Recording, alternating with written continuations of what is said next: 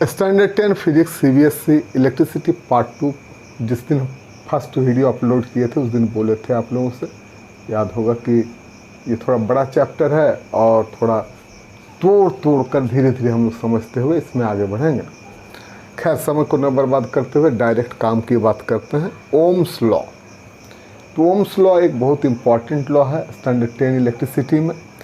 Ohm's law बतलाता है कि the potential difference, जिसको भी से जानते हैं, across the end of the given metallic wire in an electric circuit is directly proportional to the current flowing through it. मतलब अगर ज़्यादा करंट चलेगा एक कंडक्टर में तो पोटेंशियल डिफरेंस भी इस दोनों के बीच में ज़्यादा बताएगा, या इसके दूसरे तरफ से अगर वोल्टेज ज़्यादा कर दिया जाएगा दोनों एंड के बीच में तो करंट भी बढ़ जाएंगे। Here temperature remains constant. लेकिन ओम्स लॉ में एक बात और है कि टेम्परेचर को कांस्टेंट रखना, क्योंकि टेम्परेचर बढ़ने से बहुत सारे चीज़ों का रेजिस्टेंस बढ़ जाता है, इसलिए टेम्परेचर कांस्टेंट होगा तो ये ओम्स का लॉ फॉलो होगा। Increase the voltage and increase the amperage, that means current, and if the current increase then voltage increase. That means ये दोनों करंट और वोल्टेज डायरेक्टली प्रोपोर्शनल होते हैं एक दूसरे का। और ये डायरेक्टली प्रोपोर्शनल के चिन्ह को हटाकर हम लोग इक्वल टू में लाना चाहें तो इसलिए आर से मल्टीप्लाई करना पड़ता है। और आर क्या है? एक कांस्टेंट है फॉर ए गिवन कंडक्टर, और conductor given temperature, fix temperature पर, और ये जो है रेजिस्टेंस है उस वायर का।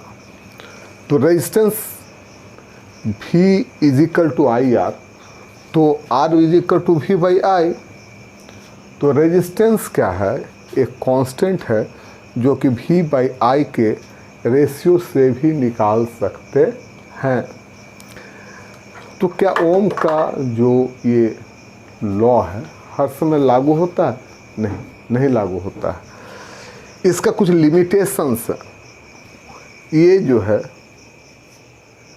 एलॉय और प्योर मेटल में ही इसके नियम लागू होते हैं। देखिए यहाँ क्या लिखा जाता है, only certain substance like wire of pure metals and alloys obeys the Ohm's law. Such substances are known as ohmic substance or ohmic resistors. Second point, law works only when other physical condition like temperature remain constant. तभी ohms का law जो है वो काम करेगा। अब जरा देखिए, expression for equivalent resistance in series.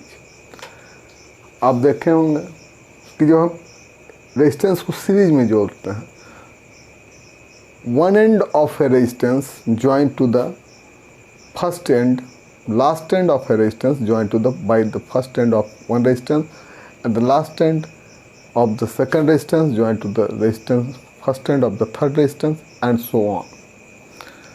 तो पहले रेजिस्टेंस का आखिरी वाले छोर को जब दूसरे रेजिस्टेंस के पहले वाले छोर से, और दूसरे का आखिरी वाले छोर को तीसरे रेजिस्टेंस के पहले वाले छोर से जोड़ते हैं, और इस तरह से सर्किट जो हम आपके सामने बनाए ये पूरा होता है, जिसको सीरीज में बोलते हैं। तो सीरीज में एक ऐसा है कि इक्विवेलेंट रेजिस्टेंस जो आता है वो आता है R1 plus R2 plus R3, ये तीनों रेजिस्टेंस के जोड़ के बराबर। कैसे आता है जरा देखिए।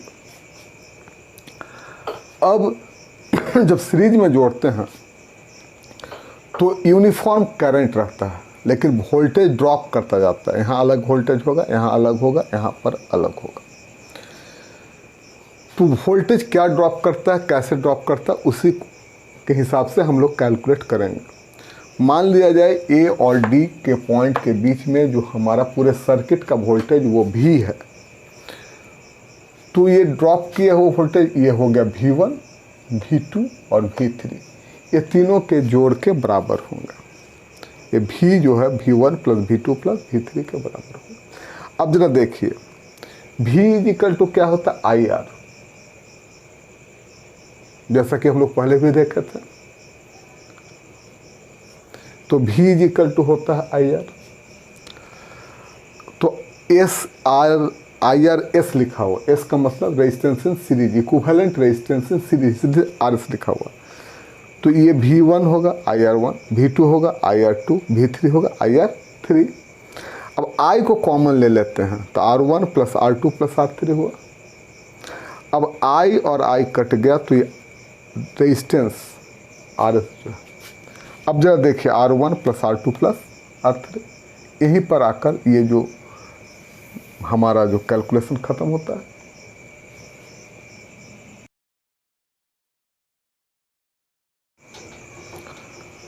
नाउ अब देखते हैं कि पैरेलल में अगर सारे रेजिस्टेंस को जॉइंट करते हैं तो उसका इक्विवेलेंट रेजिस्टेंस क्या होता है।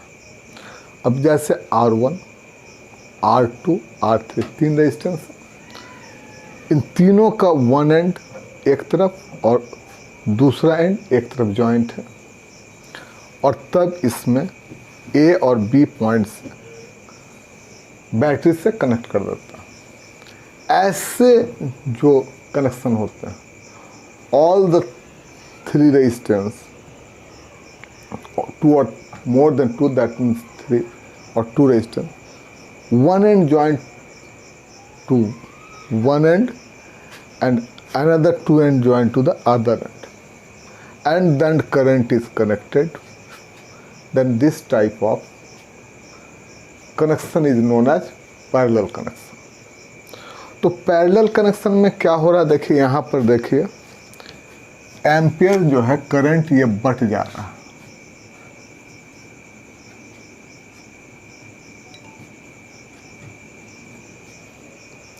लेकिन वोल्टेज इस दोनों टर्मिनल पर एक ही रह रहा है। तो इस कनेक्शन में वैरी क्या कर रहा है, I। तो ये जो पूरे सर्किट का एम्पेरेज है यानी कि करंट है, वो I1, I2 और I3 के सम के बराबर होंगे। अब उसी को देखते हैं, hair R1, R2 and R3 are three resistor. I1, I2 and I3 is the current flowing through the three resistors respectively, and total current of the circuit is I। तो I is equal to I1 plus I2 plus I3। अब ये जो I1 है, I बराबर V by R, और ये जो है V बाई आर पी लिखे। ये आर पी क्या होता है, आर पी जो है equivalent resistance in parallel, that means resistance in parallel, is equal to V by R1 I1 के लिए, V बाई R2 I2 के लिए, V बाई R3 I3 के लिए। अब इस तीनों V को कॉमन लिए हैं, देखिए यहाँ पर, तो इसके अंदर ब्रैकेट में क्या बचेगा, 1 by R1 plus 1 by R2 plus 1 by R3। तो ये भी और ये भी कट जाएगा, कैंसिल हो जाएगा। तो 1 by R P is equal to 1 by R1 plus 1 by R2 plus 1 by R3। तो ये जो हम लोगों का एक्सप्रेशन है ये प्राप्त हो गया। तो आज हम लोग दो एक्सप्रेशन प्राप्त किए, ओम्स के लॉ को पढ़ें, ओम्स के लॉ के लिमिटेशंस को पढ़ें, और पैरेलल के लिए हम लोगों ने कैलकुलेशन करने का तरीका, इक्विवेलेंट रेजिस्टेंस निकालने का तरीका के लिए जो ये है वो निकाले, और सीरीज के लिए भी हम लोगों ने निकाला। तो आज हम यहीं पर ख़त्म करते हैं। अगला जो हमारा वीडियो होगा वो होगा हमारा इस पर, ये न्यूमेरिकल्स पर होगा।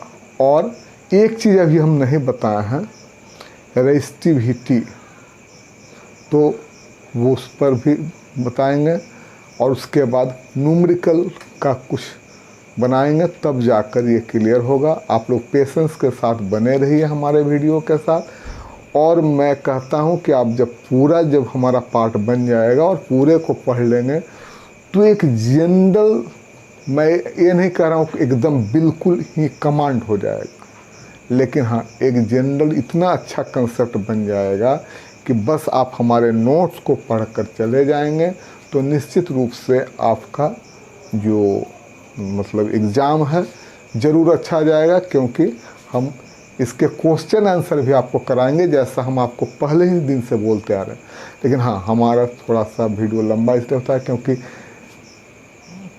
शॉर्टकट नहीं होता है एजुकेशन का कोई, इसलिए धीरे धीरे इसमें पढ़ना है। तो ठीक है, अब आगे बात को ना बढ़ाते हुए, अगर आपको हमारे यह वीडियो उपयोगी लगता है तो इसको शेयर करें, लाइक करें, और पहली बार आए हैं तो बेल आइकन को दबाकर सब्सक्राइब कर लें, ताकि हमारा कोई भी वीडियो बने तो आपके पास आए और आप इसको पढ़कर कुछ लाभ उठा सकें। धन्यवाद। आज हम यहीं फिर अगला वीडियो लेकर हम आएंगे, जो हम आपको पहले ही बता चुके हैं कि वो कौन से टॉपिक पर होगा। टॉपिक यही होगा, मेरा पार्ट 3 होगा, और उसमें हम जो रेजिस्टिविटी जो है उस पर पढ़ाएंगे और न्यूमेरिकल हमारा होगा।